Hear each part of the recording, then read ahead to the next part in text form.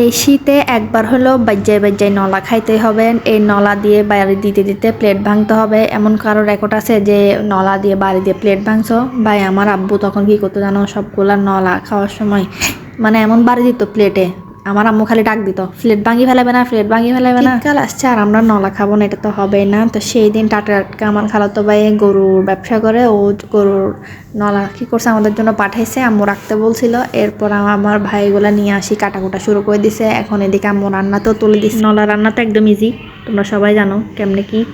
এদিকে আমি একটু ভিডিও করতেছিলাম, আর এখন থেকে তো আমি কিছু মানে আম্মু কিছু রান্না করবে আর আমাকে বলবে যে এখন থেকে ভিডিও করতে। আমার ভিডিওর সবাই নাকি আম্মু কাছাকাছি বলে অনেক সুন্দর হয়, অনেক ভালো হয়। তো যাই হোক, যারাতে হাইতো মনোহর সুন্দর করে এনে নলা কিনে আনো, আর গরম গরম ভাত দিয়ে এনে টানা শুরু করো। এই শীতকালে কিন্তু ভাত দিয়ে এনে নলা সেই মজা, সেই একদম টাটকা গরুর নলা। এখনই খাইতে ইচ্ছা করতেছে আমার দেখে। তোমাদের কেমন লাগছে আমাকে জানাবা। এই যে দেখতেছ সব কিছু কিন্তু ফ্রিজ থেকে মশলাগুলো ভালো করে এখনও নরমও হয়নি, সবগুলো ডাইরেক্ট রান্নাতে তুলে দিছি, কারণ আমরা আর কেউ অপেক্ষা করতে পারতেছি না।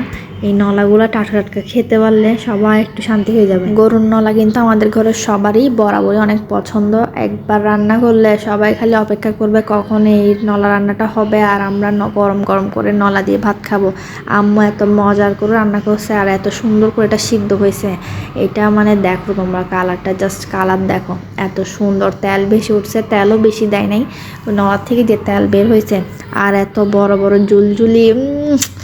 জুলজুলি আর নলার পায়ার থেকে যে মগজটা বাইর হয়, ও বাদি সেই মজা, সেই দেখি বলো কাদের লেসা বাইরে গেছে। হ্যাঁ, হারাতে লাসে বাড়ি, হারাতে লেসে পরের জলদি কমেন্ট করে না হই দাও।